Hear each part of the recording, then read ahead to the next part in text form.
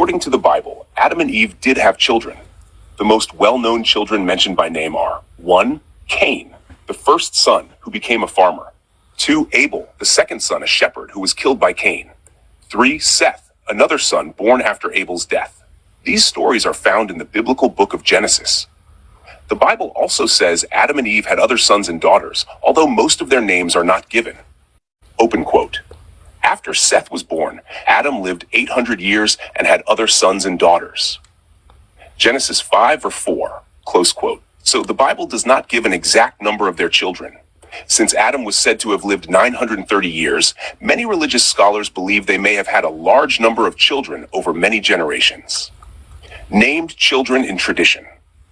Besides Cain, Abel, and Seth, some ancient Jewish and Christian traditions mention daughters with names such as Aklama or Luluwa, Azura. However, these names are not officially listed in the Bible itself. A common question. Many people ask, if Adam and Eve were the first humans, who did their children marry? Traditional interpretations say their sons and daughters married each other because, according to the story, all humanity descended from Adam and Eve. Later biblical laws against close family marriage came much later in the timeline. Different religions and denominations interpret the Adam and Eve story differently. Some view it as literal history. Others see it as symbolic or theological storytelling about humanity, morality, and human origins. This is one of the oldest questions people have asked about the Bible, and the text itself does not give a direct answer. The traditional interpretation. Most Jewish and Christian interpreters believe Adam and Eve were the first humans. According to Genesis, they had many sons and daughters, not just Cain, Abel, and Seth. In fact, Genesis 5:4 says Adam had other sons and daughters. Under this view, Cain, Seth, and their brothers married their sisters or nieces. Supporters argue that this was necessary at the beginning of humanity and was not forbidden until much later in the Bible. Many modern readers, however, find this explanation uncomfortable because later biblical law forbids close incest relationships. 2. The other people already existed interpretation. Some readers notice details in Genesis that seem to imply there were already other people outside the garden. For example, after Cain kills Abel, he fears that whoever finds me will kill me. Genesis 4:14. People ask, who are these other people if only Adam, Eve, and Cain are alive? Cain builds a city, Genesis 4:17. A city usually implies more people than just one family. Cain takes a wife, but the Bible never says where she came from. Some conclude that other humans already existed outside Eden, although Genesis never explicitly says this. Number 3. The pre-Adamic or two-creation interpretation. Genesis 1 describes God creating humanity in general. Male and female, he created them. Genesis 2 then focuses specifically on Adam and Eve in the garden as a separate special creation.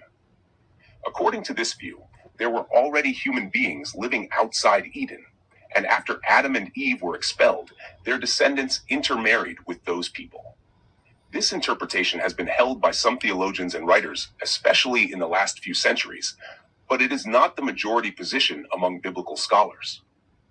Most scholars think Genesis 1 and Genesis 2 are two different versions of the creation story, written by different ancient traditions and later combined into the book of Genesis rather than describing two separate historical creations. But it goes beyond what the biblical text explicitly states. The Bible never says that Adam and Eve's children married people outside the garden, and it never says they married only siblings. It simply leaves the question unanswered, which is why readers have debated it for thousands of years. Yes, if the book of Genesis story is interpreted literally, then Adam and Eve's children would have had to reproduce with close relatives, including brothers and sisters. By today's standards, that would be considered incest. This is one of the oldest and most discussed questions about the Adam and Eve story. Different religious thinkers have answered it in different ways. Traditional literal interpretation. Early humanity had to begin somehow, so close family marriages were seen as necessary at the start of human history. In the Bible, the prohibition against incest appears much later in the laws of Moses, for example in Leviticus. Some believers argue those rules did not yet exist in Adam and Eve's time. Theological explanation. Some religious scholars say early humans were created genetically pure, so close intermarriage supposedly did not carry the same biological risks it does today. This is a faith-based explanation rather than a scientific one. Symbolic interpretation. Many modern Jews and Christians do not read Adam and Eve as literal biological first humans. Instead, they see the story as symbolic, explaining human nature, morality, free will, and humanity's relationship with God. In this view, the incest question becomes less central because the story is not meant as a scientific genealogy. From a modern scientific and social perspective, incest is generally prohibited because close relative reproduction greatly increases the risk of genetic disorders and can involve unhealthy family power dynamics. But ancient origin stories from many cultures often describe humanity beginning from a single family or small group because they were trying to explain where humans came from before modern genetics or evolutionary science existed. Theologians, philosophers, historians, and ordinary people have debated for thousands of years. The Bible itself never actually says the fruit in the book of Genesis was an apple. It simply calls it the fruit of the tree of the knowledge of good and evil. The apple idea came later through European art and tradition. Thing is, why would God forbid knowledge at all? That's one of the central philosophical issues in the Adam and Eve story. Many religious scholars say the story is not about God being against education or intelligence. Instead, they interpret it as being about disobedience, human free will, moral responsibility, and humanity wanting to decide right and wrong independently of God. In other words, some theologians argue the issue was not learning facts or becoming educated. They say the knowledge of good and evil symbolized humans claiming moral authority for themselves, wanting to be like God. Others, however, have criticized the story. Some philosophers and modern readers have argued, if knowledge is good, why punish curiosity? Why place the tree there at all? Why create humans with curiosity and then condemn them for using it? Those are fair philosophical questions, and many religious traditions wrestle with them openly. Now about God's sex or gender. In most Abrahamic religions, Judaism, Christianity, and Islam, God is generally understood as not being biologically male or female because God is considered a spiritual being, not a human body. However, the Bible often uses masculine language like father and he. That reflects the language and culture of the ancient societies in which the texts were written. Some scholars say these are symbolic ways humans tried to describe something beyond human understanding. Other people point out that if humans were made in God's image, and humans include both men and women, then God must transcend both male and female qualities. There are even passages in the Bible where God is described with mother-like imagery. Comforting like a mother, protecting like a mother bird, giving birth metaphorically to creation. So many theologians today say, God is not literally male. Masculine terms are symbolic or traditional, and human language is limited when describing the divine. In traditional Catholic Church teaching, God is said to be beyond biological sex, yet the language used is overwhelmingly masculine. Father, Lord, King, He, Son of God. The deeper question, Jesus Christ is presented as male, and in Christianity, Jesus is understood not just as a prophet, but as God incarnate, God made flesh. So critics ask, if God transcends gender, why is masculine imagery dominant? Why are religious leadership structures historically male? Why has religious authority often excluded women from priesthood or top leadership? Those are legitimate historical and philosophical questions. Catholic theologians usually respond in a few ways. 1. God is spirit, not biologically male. They argue masculine words are symbolic and relational, not literal anatomy. 2. Jesus entered history as a male in a patriarchal society. Some Christians say if Jesus had appeared as a woman in first century Judea, his message may not have spread in that cultural setting. 3. Father is meant to describe relationship, not gender. The title is intended to communicate creator, protector, and source. But many people still feel the practical outcome has been male-centered religion. Male imagery, male authority, male clergy, male prophets, and historically limited roles for women. That criticism has existed for a long time, especially from feminist theologians. Some Christian groups today are trying to balance this by using more gender-neutral language for God, emphasizing women leaders in Scripture, or reinterpreting older traditions. There's also an important distinction between what religious doctrine officially says God has no biological sex, and how religion is experienced culturally. God is constantly portrayed as male. Those are not always the same thing, and that gap is what many people notice and debate. The role of gender and power in religion, and the historical depiction of Jesus Christ as white in much Western art and culture. On the historical question of Jesus' appearance, most modern historians agree on a few things. Jesus was a Jewish man from 1st century Judea. He lived in the Middle East, in the region historically connected to the Eastern Mediterranean and North Africa.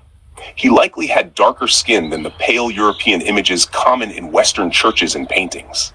He probably had dark hair, dark eyes, and features typical of the local Semitic population of that era.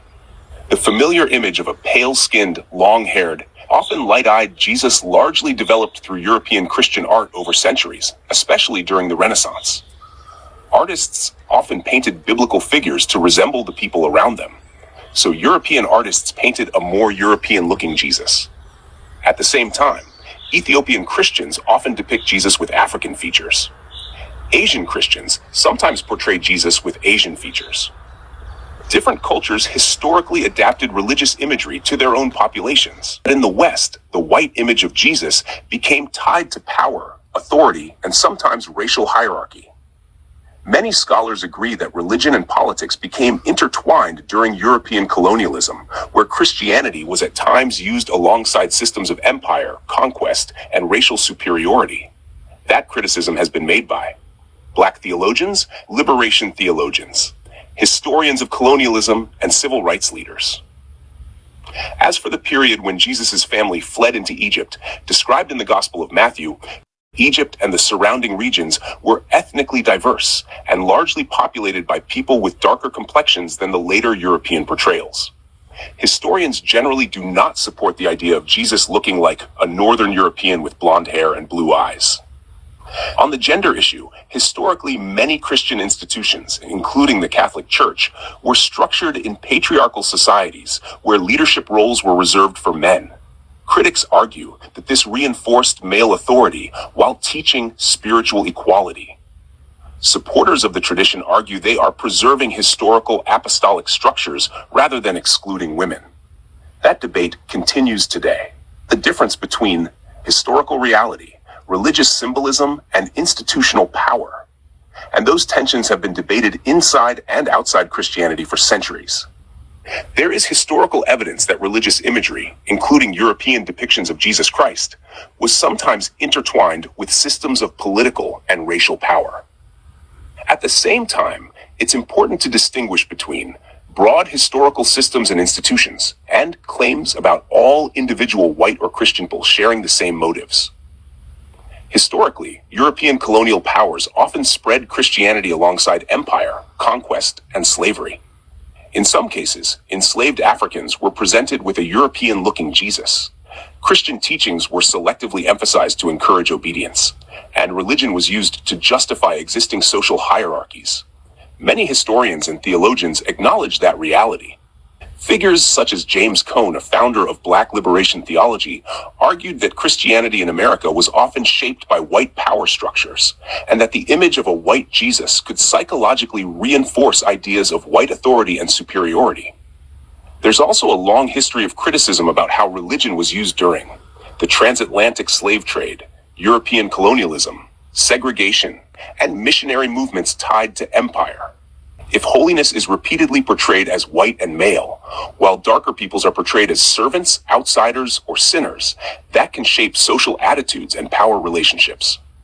A number of scholars agree that representation in religion can influence identity, self-worth, and social hierarchy. At the same time, many Christians today, including many Catholics, would reject the idea that Jesus belongs to one race, or that Christianity should support racial hierarchy. Many churches around the world now intentionally depict Jesus in culturally diverse ways and openly discuss the harms caused by racism within religious institutions. On the historical question itself, most scholars do agree. Jesus was not likely a blonde-haired, blue-eyed European. He was a Middle Eastern Jewish man living in 1st century Judea. So the debate is not really whether the classic European image is historically accurate. Most historians say it is not. The larger debate is about why that image became dominant and how it was used socially and politically over time.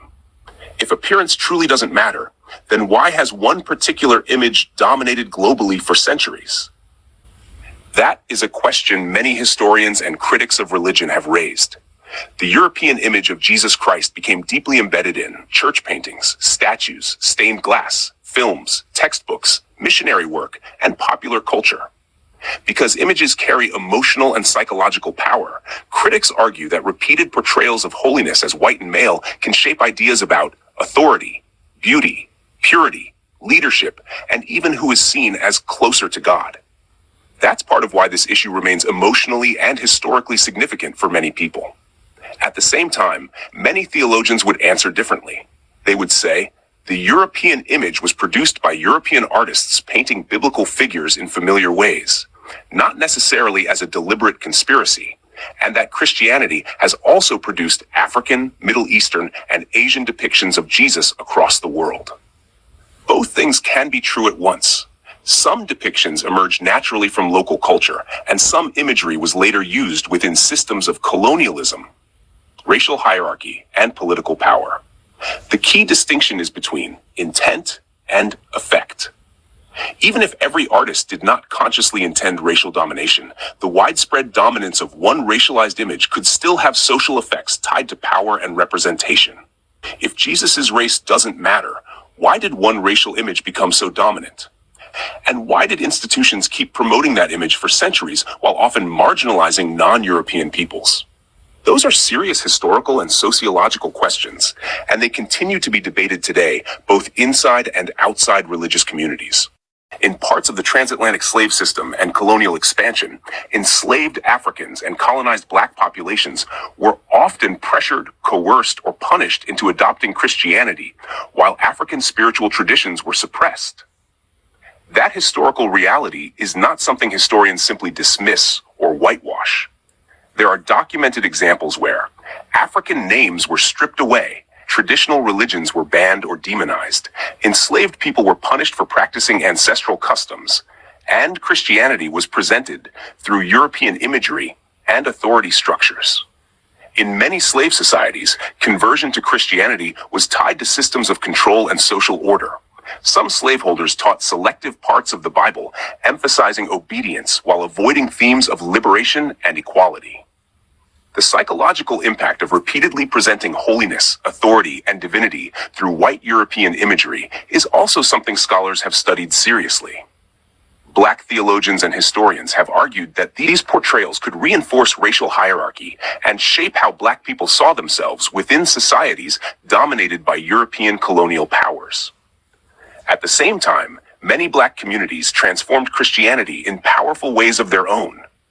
In parts of the transatlantic slave system and colonial expansion, enslaved Africans and colonized black populations were often pressured, coerced, or punished into adopting Christianity, while African spiritual traditions were suppressed. That historical reality is not something historians simply dismiss or whitewash.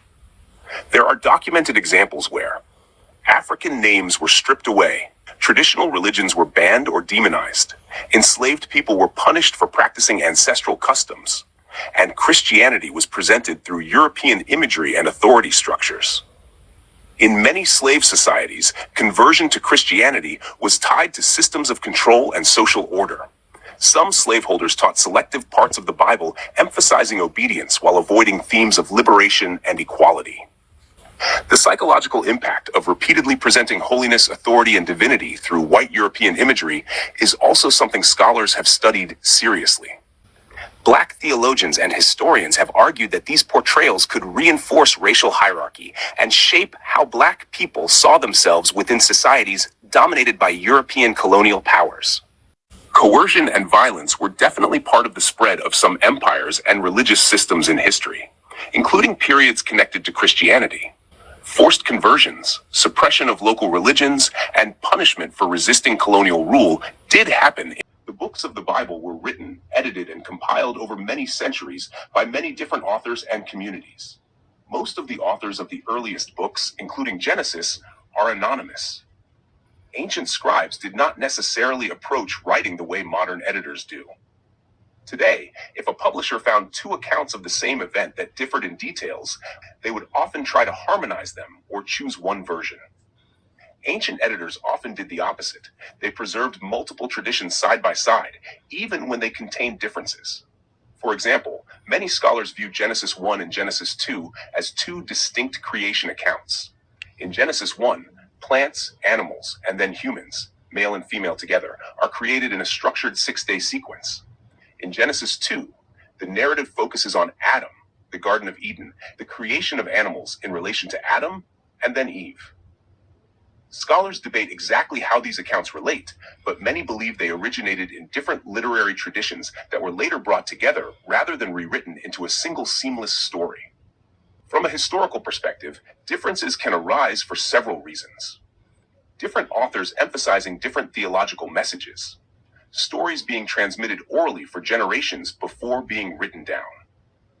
Editors preserving respected traditions instead of removing one in favor of another. Different writing styles and purposes across different periods. Believers interpret these observations in different ways. Some see the accounts as complementary rather than contradictory, while others acknowledge literary differences but still regard the Bible as divinely inspired. Many non-religious historians and biblical scholars study the Bible as a collection of ancient texts reflecting different authors, communities, and historical contexts. So the idea that multiple anonymous authors writing at different times could produce overlapping or differing versions of stories is a well-established topic in modern biblical scholarship. Where people differ is in how they explain those differences and what they believe they mean.